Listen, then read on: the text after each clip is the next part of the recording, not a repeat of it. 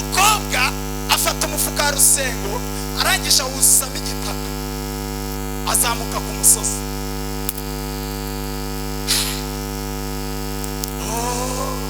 Ageze ku musozi arangije akimenaho, arangije avugana n'Imana,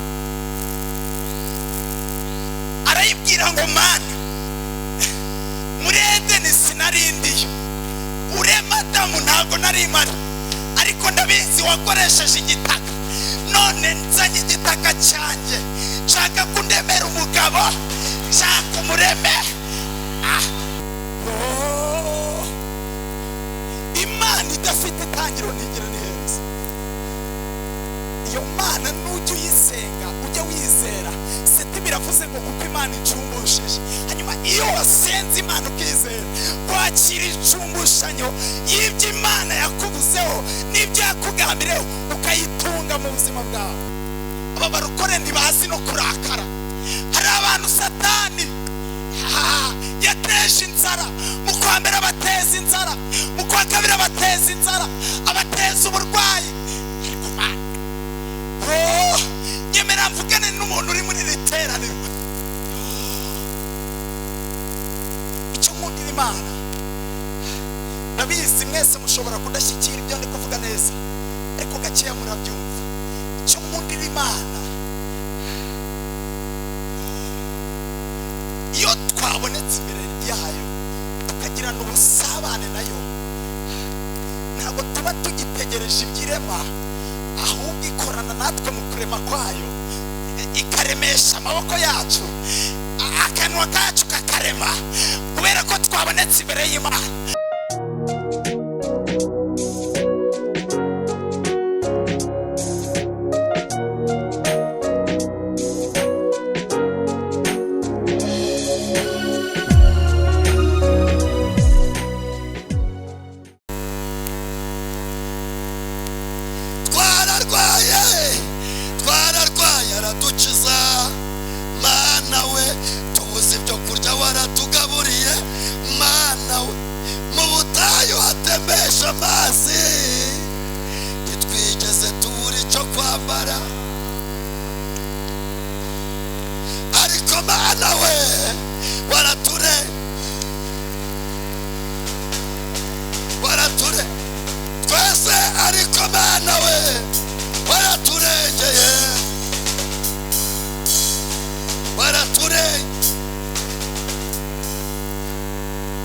Umuntu ushaka ko Imana imuhuza n'ibyo yaburanye nabyo, ahaguruka dusenge Imana.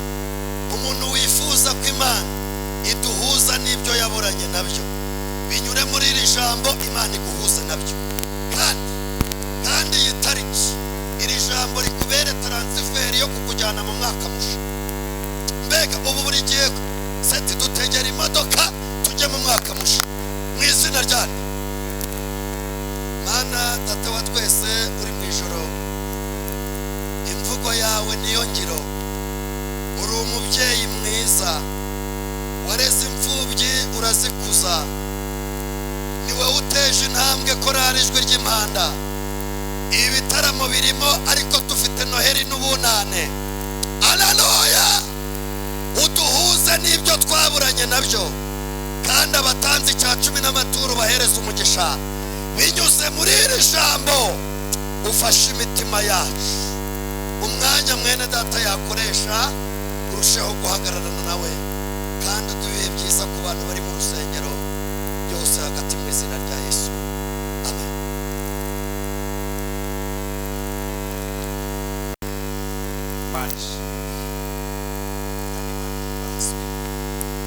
Haleluya. Haleluya. Abarokore turi kumwe twongere cyane. Haleluya. Dukomere Yesu amashyi. Haleluya. Imana yacu, ndagira ngo kandi tuvuge Yesu, kandi tukongere ku byo abandi bavuze, kandi tuvuge neza. Reka dusome ijambo ry'Imana riboneka mu gitabo cy'umuhanuzi Yesaya, igice cya 48, turasoma umurongo wa 7 wonyine. Yesaya igice cya 48 umurongo wa 7 wonyine. dusome ijambo ry'Imana. Handitswe ngo biremwe nonaha si ibya kera. Kugeza uyu munsi ntiwigeze kubyumva kugira ngo utavuga uti nari mbizi. Ndagira ngo nsubiremo, biremwe nonaha. Imana ishimwe. Si ibya kera. Kugeza uyu munsi ntiwigeze kubyumva kugira ngo utavuga uti nari mbizi. Imana yacu ishimwe.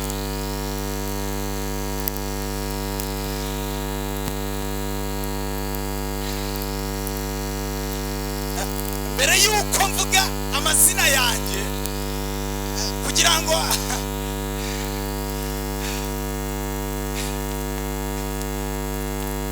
mbere yuko nyasubiramo, reka mbanze mvuge uwanzanye. Imana ishimwe kubera ko tutateranye kubera seti, ahubwo kubera ko twateranye kubera ko turi kumwe n'umuremyi ubiremye nona. Imana yacu ishimwe. Twaje guhura n'urema ibyo dukeneye. Ntabwo twaje guhura n'ibyo yaremye gusa, ahubwo twaje guhura n'ubiremye. Avuze ijambo rikomeye, aravuze ngo biremwe nona.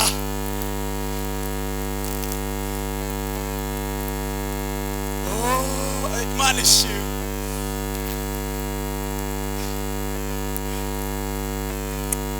Yego pa, urakoze mubyeyi.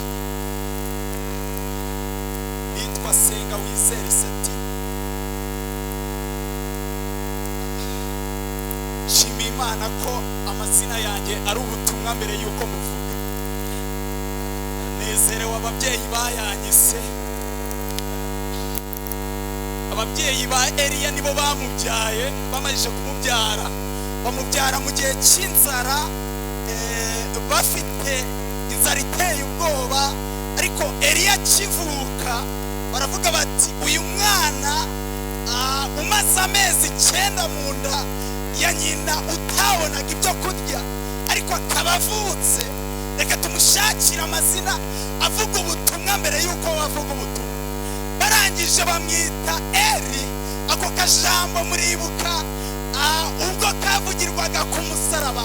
Ubundi Eli ubwabyo bivuze Imana, ariko Isa mwitegereje aravuga ngo nyina yamunyuranye mu bihe bikomeye. Ntabwo twamwita Eli gusa, ahubwo reka twongereho akajambo kitwa ya. Dawidi niwe warebye Imana bimuyobeye, aravuga ngo ya. Iri jambo risobanuye ngo nitagira itangira nigire n'iherezo. Barangije aravuga ngo reka tumwite Eliya, tuvuge ngo ni Imana idafite itangiriro itagira n'iherezo.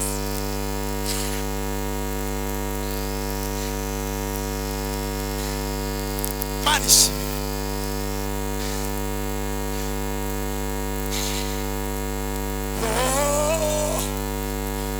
Imana idafite itangiriro ntigira n'iherezo. Iyo Mana nujya uyisenga, ujya wizera. Seti biravuze ngo kuko Imana icumbushije. Hanyuma iyo wasenze Imana ukizera, kwakira icumbushanyo y'ibyo Imana yakubuzeho n'ibyo yakugambiriyeho, ukayitunga mu buzima bwawe. Ndagira ngo mbere yuko mvuga iby'Imana iremye, banze mvuge ku Mana iremye.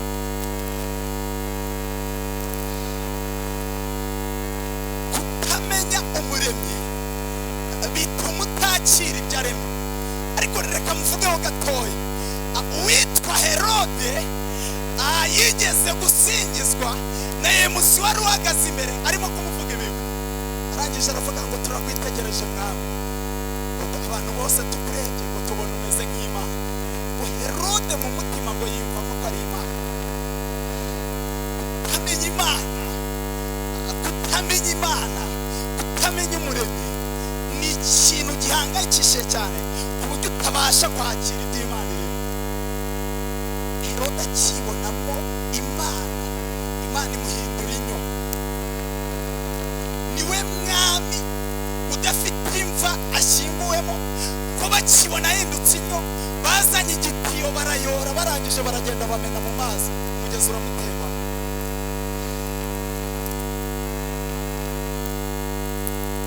ndanezerewe abarokore bateranye bateranyijwe n'Imana bazi. Kugira ngo mbabwire gusenga niyo nzira yonyine umurozi ukuraga adashobora gusobanukirwa uri mu yihe nzira. Gusenga niyo nzira yonyine unyuramo ukanyura ukabona akazi ukakira umugisha w'Imana bidasabye kutanga ruswa. Gusenga niyo nzira yonyine ukorera mu bukwe amafaranga adari ariko ubukwe bukaba kubera ko wasenze. Ndagira ngo ubwire mugenzi wawe ngo nibyo Yesu arabirema. Bagomeye Imana yarabahaye iminsi kujya bizihiza isabato cyangwa baziririza umunsi w'isabato. Barangije umunsi w'isabato bo bakajya mu kazi bagakora. Imana irangije irarakara ndavuga ngo nabahaye ikiruhuko, mwebwe mwanga kwakira ikiruhuko mbahaye, reka nze mbategurire uburetwa, mujye mu buretwa i Babuloni, nibwo muzamenya inyungu y'ikiruhuko nabahaga. Niba hari ikintu Imana yadukoreye gitangaje ni ukutugenera iki giterane kugira ngo tuze imbere y'Imana twakire umuruhuko Kristo atanga. Iyo twageze imbere y'Imana turukira imbere yaduhamagaye. Hanyuma wamunyira harimo gucuruza ngo nsengere ngo turabana mu mwuka. Ntimwabana mu mwuka kuko abo mu mwuka turi kumwe nibo twumvana mu kirere cy'umwuka. Imana yacu ishimwe, ni nabo bari bufate iby'Imana iremeye muri iki giterane.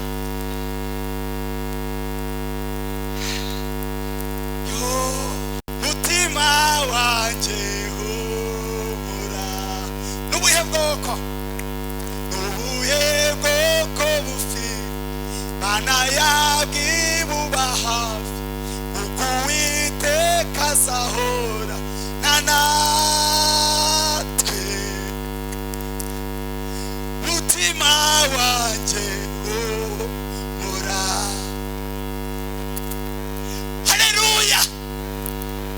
Narindi shanga n'abandi bera b'Imana bafite Imana ibaba hafi nk'uko abarokore dufite Imana ihorana natwe, Imana iduha umunezero, Imana itumara agahinda.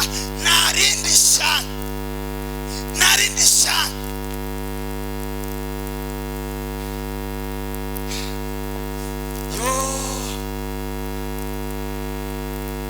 Imana irangije isanga Nebukadinezari namubwira ngo abantu banjye baritse kuza mu iteraniro, abantu banjye ntibagiterana, ntibagifata umunsi w'isabato nabahaye. Nangije namubwira ngo ndabaguhaye ugenda ubanyuzeho ikinyafu, niko nkunda Imana. Nangije mubwira ijambo rikomeye namubwira ngo ariko uzakubite gakeya, ntuzabakubite cyane kubera ko ari ubwoko bwanjye. Ndagira ngo nubakubita ntuzakubite cyane, uzagire gakeya kubera ko ari ubwoko bwanjye. Ndagira ngo nibakugeraho uzabigishe, ubibutse ko nari nabarabahaye ibihe byo kuboneka imbere yanjye kugira ngo mbagire neza. Ariko nawe iwawe utunze ibigirwamana uzibuka yuko ndi Imana yawe. Imana irangije iramugabuza. Nebukadinezari kubera kutamenya Imana yacu y'amahoro arabahuragura, abakoresha uburetwa, ntiyashyiramo imbabazi, ntiyashyiramo imiyaga, arakubita cyane. Ariko muri iri teraniro hari abantu Satani yatsikamiye. Ariko aba barokore ntibazi no kurakara. Hari abantu Satani yateje inzara, mu kwa mbere abateza inzara, mu kwa kabiri abateza inzara, abateza uburwayi. Nyemera mvugane n'umuntu uri muri iri teraniro ngo ibigutsikamiye byose, ibyakurwanyije byose byibagiwe Imana yawe, Imana ibitesha agaciro mu izina rya Yesu.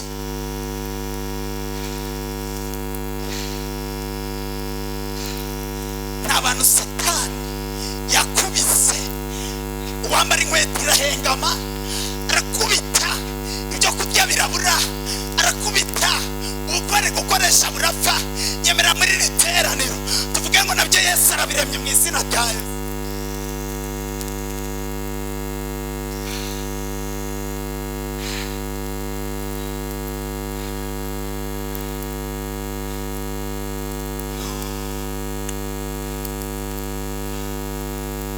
Imana yitegereje Nebukadinezari, reba uburyo Nebukadinezari yishyira hejuru, irangije imwohereza mu ishyamba, amara y'imyaka 7 kugira ngo bwire Imana.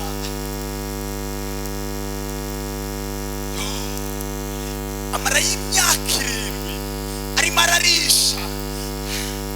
Nebukadinezari akangutse kuko ntiyarazi ibyarimo, asanga afite uruteja mu kanwa. Ineja zimushiranye afata urwiro, bimushiranye afata urubingo, bimushiranye afata kimari.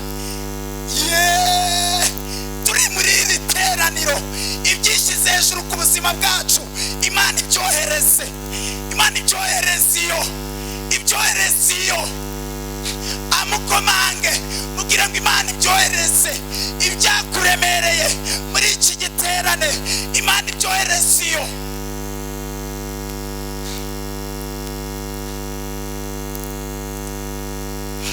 Imana ibyohereze.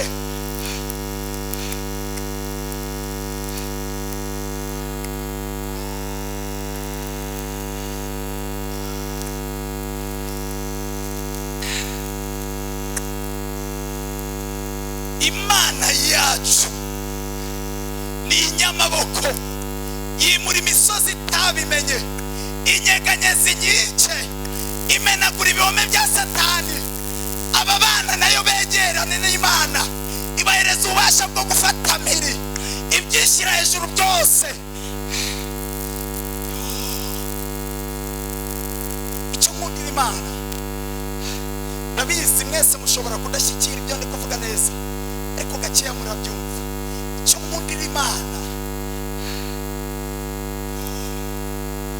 iyo twabonetse imbere yayo tukagirana ubusabane nayo, ntabwo tuba tugitegereje ibyirema, ahubwo ikorana natwe mu kurema kwayo, ikaremesha amaboko yacu, akanwa kacu kakarema, kubera ko twabonetse imbere y'Imana. Muri uyu mugoroba ni wowe uzi ikintu kigusukamiye, Imana inyemerere iguha ububasha bwo kuremesha ijambo. Ijambo rye rirarema, ijambo ry'Imana rira, ijambo rye, ijambo ry'Imana, ijambo rye, ijambo ry'Imana. Ntabwo ari umuntu, ntabwo ari umuntu ngwibeshe, ibyivuze irabikora. Ijambo ry'Imana, Imana ishimwe. Ijambo ry'Imana, ntabwo ari umuntu, Imana ishimwe, irabikora.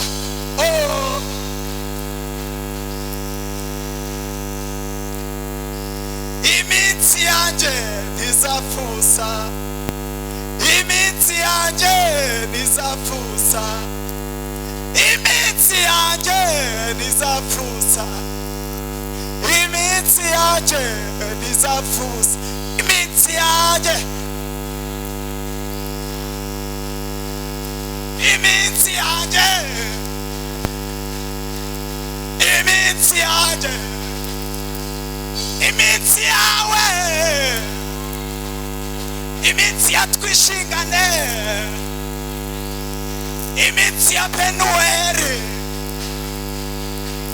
iminsi y'ijwi ry'Imana abashumba, iminsi y'abacuranzi, iminsi yanjye,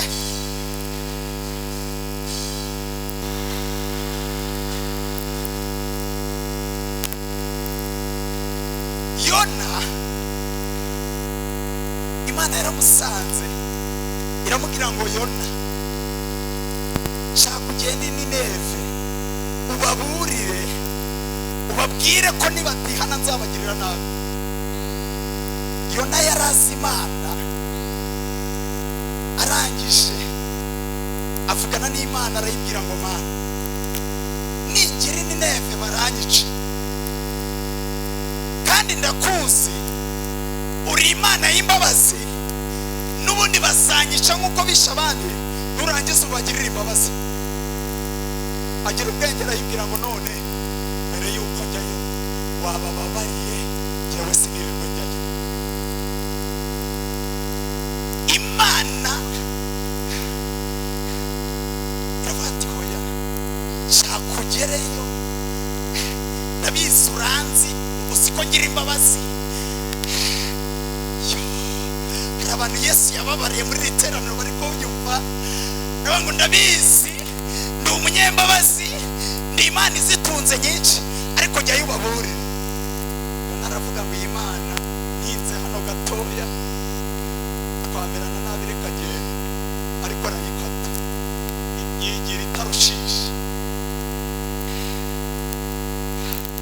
Ariko ageze mu nyanja Imana yohereza ifi iramumira. Ikintu nagendereye si uko Yona yahunze Imana, kuko ndagira ngo mbabwire uburyo kumenya Imana ari ikintu kitubera umugisha cyo kuba mu mbaraga zinesha kubera ko tuzi Imana yacu. Ari mu nda y'ifi yasenze isengesho rikomeye, ntabwo yavuze ngo Mana wangiriye nabi, nta nubwo yigeze avuga ngo nabara ahangaha.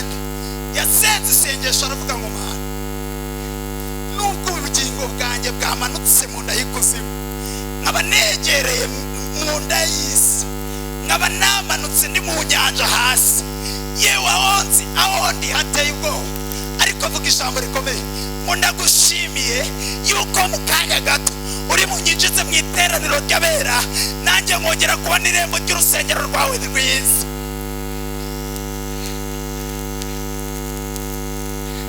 Imana ishimwe iyo yaturinze. Ndagira ngo tubwire Satani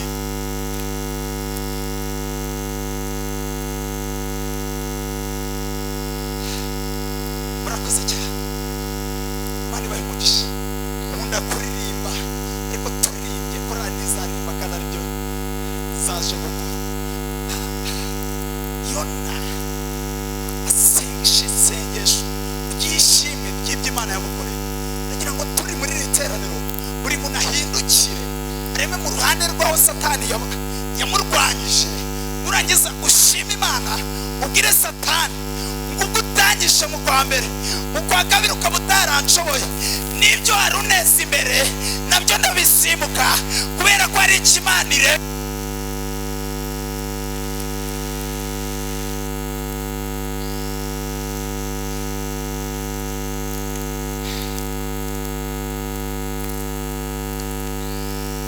Imana ishimwe ubwo utapfuye, ubwo utahitanywe n'iripfu yaguteze, ubwo wamuroza atakwishe, ubwo wa munyamagambo atagukuyeho, humura ntabwo azagushobora.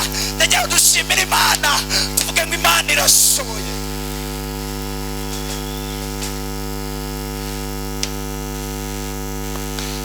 Umukobwa umwe yagiye gusenga Imana, umukobwa ukuze, nk'ubu ukuntu abarokore dufashwa, nk'ubu ukuntu abarokore dufashwa, ni umwihariko wacu tudasangiye n'abandi bantu. Umukobwa umwe yagiye gusenga Imana, umuhanuzi ajya mu mwuka ahita amubwira ngo Imana imbwiye ko yaragiye gusaba umugabo, Imana iramubwira ngo nta mugabo nigeze kuremera. Ataha avuga ngo yahuye n'umuhanuzi w'ibinyoma, asubiye gusenga nanone Imana iramubwira ngo nta mugabo nigeze kuremera. Uyu mukobwa yarazi Imana, arangije aratumbagira ajya mu cyumba cya gatatu. Pawulo yaravuze ngo ni mu ijuru rya gatatu, ni mu cyumba cyaho Imana iremera. mu migambi y'ibyo Imana yatugambiriyeho.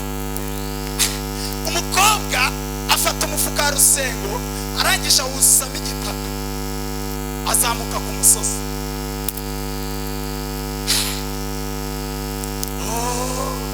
Ageze ku musozi arangije akimenaho, arangije avugana n'Imana, arayibwira ngo Mana, muri Edeni sinarindiyo, urema Adamu ntago nari mpari, ariko ndabizi wakoresheje igitaka, none nzanye igitaka cyanjye, nshaka kundemera umugabo, nshaka umureme.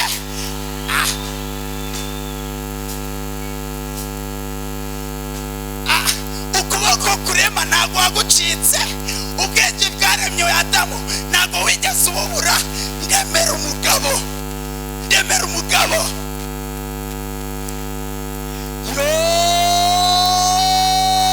Ndumva nazi induru.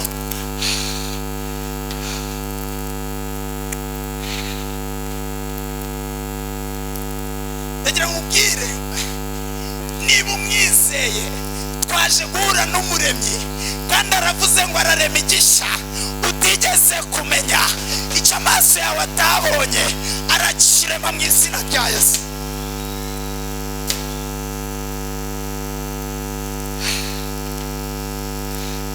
Umukobwa akiva ku musozi yahise ahura n'umusore, aravuga ngo Imana inyohereje none aka kanya, irambwiye ngo nzi nkubere umugabo kandi ubukwe bwihuse.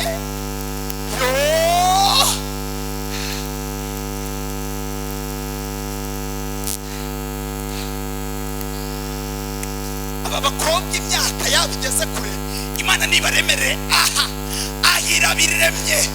Aba basore Imana irabaremeye, Imana irabiremye.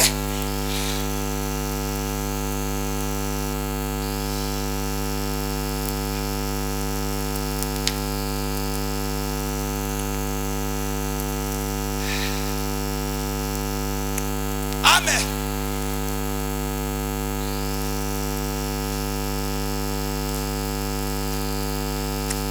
Imana irabiremye. Tugiye gushimira Imana, ndenda kwegereza aho dusenga twumva indirimbo. Imana irabiremye kandi biremye nonaha. Imana irabikoze kandi bikoze nonaha. Itanze amahoro, itanze umunezero, itanze imbaraga, itanze umwuka wera, itanze akazi, itanze kunesha, itanze imbaraga, imbaraga zibohora, itanze.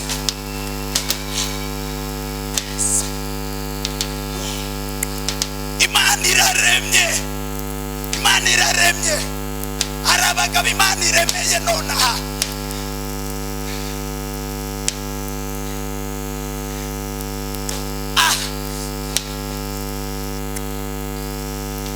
Munyemerere mfatanye na Yesaya tubahanure mu izina rya Yesu.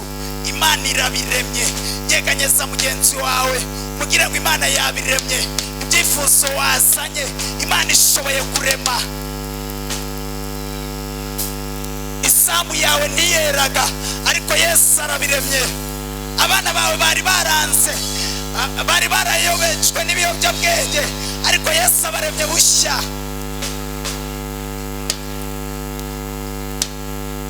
Umugabo wawe yarwanaga, yari umusinzi, ariko turi muri ano masengesho, turi muri iki giterane, Yesu arabiremye.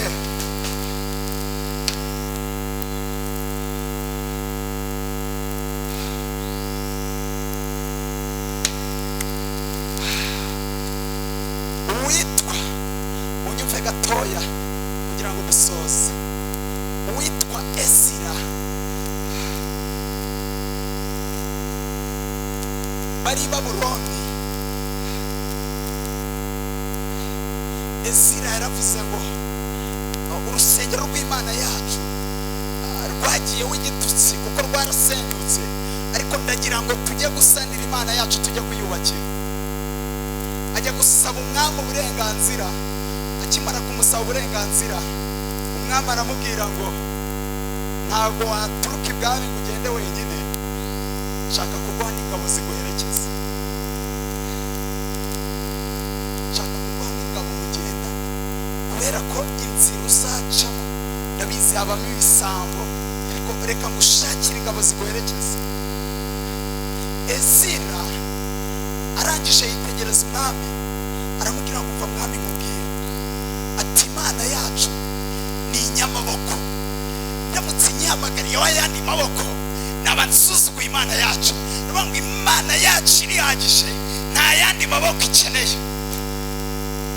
Aravuga ngo ku nyanja itukura twayibonye ishyiraho kaburimbo, aravuga ngo kuri Yorodani twabonye ikamya amazi turambuka, aravuga ngo tugeze ku nkike z'i Yeriko, tugeze ku nkike za Yeriko, ibibindi n'imuri ndetse n'amakondera, Imana ishimwe, ndetse n'impundu twavugije byahiritse inkike z'i Yeriko.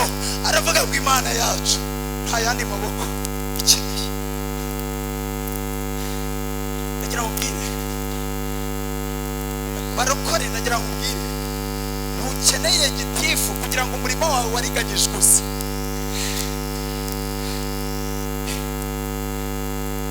Ntukeneye wo mu muryango ukomeye kugira ngo nawe wambare ikositimu. No, oya. Ntukeneye umuhesha w'inkiko kugira ngo ubutabazi bwawe buze.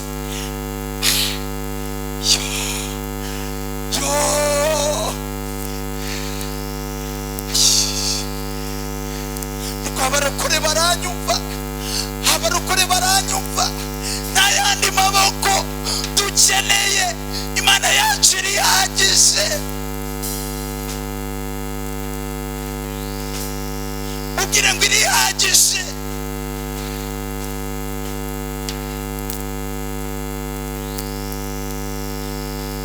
Bakigenda bageze ku kagezi kitwa Hava, bamenya amakuru ko hari ibisambo byabategeye mu nzira kandi bifite intwaro bishaka kubambura no kubica. Ezira avuga ijambo rikomeye, Imana ishimwe. Ezira aravuga ngo duturutse ibwami tutatse ingabo, kandi twabwiye umwami ngo Imana yacu ni inyamaboko, nidusubira inyuma tukajya kwaka ubufasha ab'ibwami bazadusuzugura, kandi Imana yacu tuyizi. Aravuga ngo mureke dufate iminsi 3 dusenga, kandi Imana yacu ikomeye, Imana yacu ikomeye. Urakoze pe. Aravuga ngo sinasubirayo, ahubwo dupfukame dusenge. Nshimishwe ry'Imana bavuze ngo nta yandi maboko dukeneye, ahubwo dufata iminsi ngahe dukora ibiterane, duhamagara Imana yacu kugira ngo igire ibindiremo.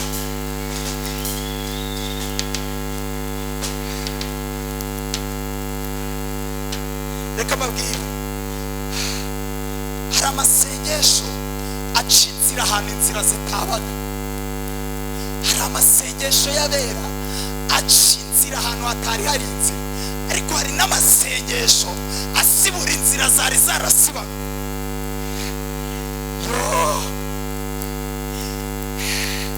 Ezira aravuga ngo Imana yacu yendaga kurema izindi nzira akaba arizo tunyuramo. Aravuga ngo ariko nidukebereza ku ruhande, abari barasibye izambere bazajya no gutegera ahandi.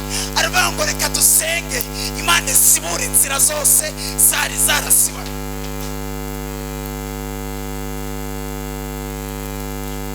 Munyumve neza barokore, Bibiri irambwiye ngo biremwe nonaha, kandi ntiwari warigeze kubibona. Hari inzira zisibuwe mu izina rya Yesu, hari inzira zisibuwe mu izina rya Yesu. Hari abadamu Imana isiburiye inzira, hari abana Imana isiburiye inzira, hari abakobwa Yesu asiburiye inzira, hari abagabo Yesu asiburiye inzira. Inzira y'akazi yari yaranze, inzira y'umunezero yaranze, hari abasore Yesu asiburiye inzira. Imana yacu ishimwe, kandi impamvu asibura inzira ni ukugira ngo avune amaboko abari barazisibye. ndagira ngo asiburemo neza. Impamvu Yesu agiye gusibura inzira zawe ni ukugira ngo bavune amaboko abari barazisibye kugira ngo batazagutegera mu zindi azaca nyuma.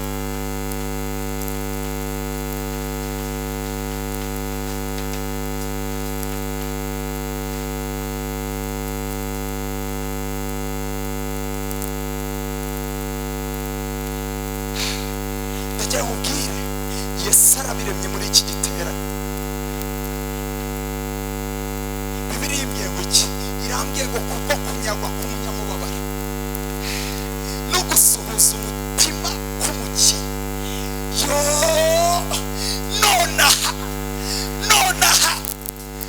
nonaha ndamanuka ndaje, niko Uwiteka avuga, ndashyira mu mahoro ab'umwanzi ashturira ingoni.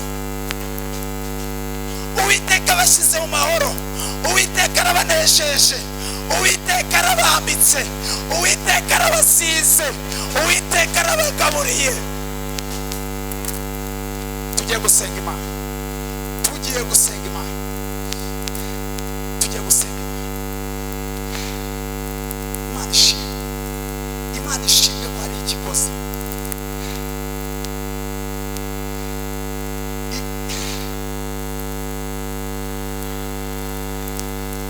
Ihumure ryayo si nk'iry'abantu. Imana ishimwe ko hari ikikoze. Ntabwo wahumurirwa n'inyama utegereye aho bazitekera. Impamvu uri kumva ihumure mu mutima ni uko wegereye umuremyi, kandi ubwo wamwegereye yaguhaye umugisha wo gufata ibyo yakuremeye muri iri teraniro.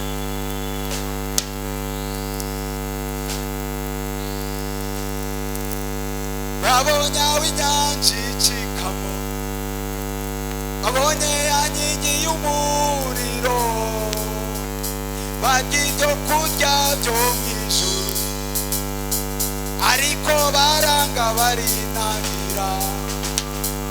Nyemerera Mana gendane nawe, ubutayu nta byiza bibayo. Nyemerera Mana gendane nawe, ubutayu nta byiza bibayo.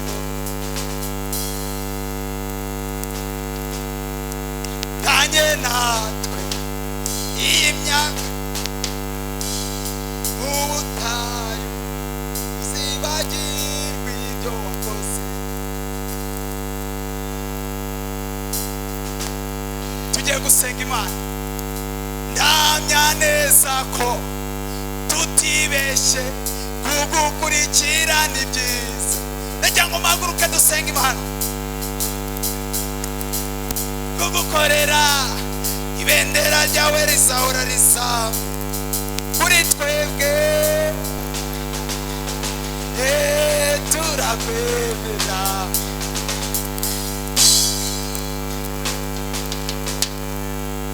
Imana ibahe imigisha mu izina rya Yesu.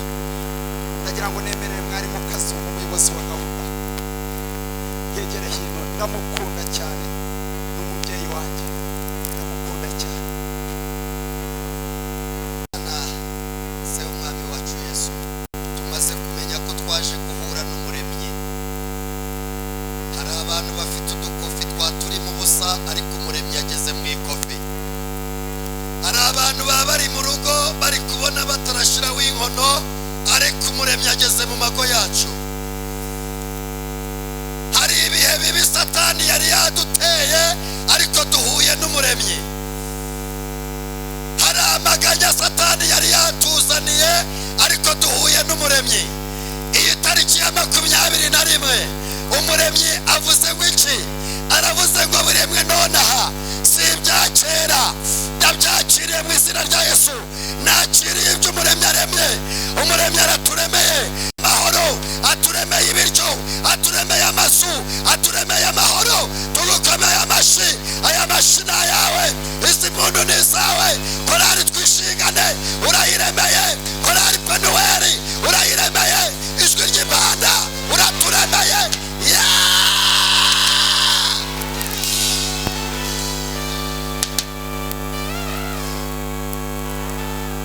Aya mashi ni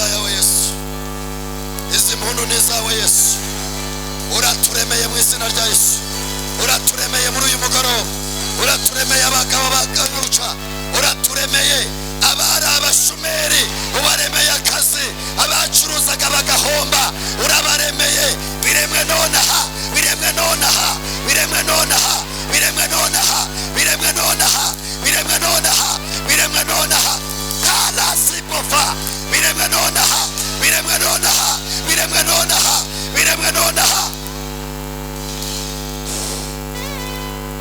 Waya sadola ya fola, ene waya sido pala la fova, lena sido paya novasi, ubiremye nonaha. Abantu bari baretse kwiyahura, Imana hari ibyo iremye. Muri iyi minsi 10 hari ibyo Imana iremye, 2021 hari ibyo Imana iremye, 2024 hari ibyo uturemeye. Ndabyumvise ndi muri iri teraniro, ibyijwi ry'Imana ndabyumvise uri muri iri teraniro, ibyatwishingane urabiremye nonaha. Intambara zirarangiye kubera ko hari ibyo uremye, amatiko ararangiye kubera ko hari ibyo uremye. Mu byo uremye harimo ubukwe, mu byo uremye harimo ibiryo, mu byo uremye harimo amafaranga, mu byo uremye harimo akazi, mu byo uremye harimo gukizwa, mu byo uremye harimo kuzura umwuka wera, mu byo uremye. Haleluya! Aya mashina yawe umwigisha umugisha, impundu ni izawe, twese uduha umugisha. Urakoze Mana, urakoze kudufashije byose hagati mu izina rya Yesu.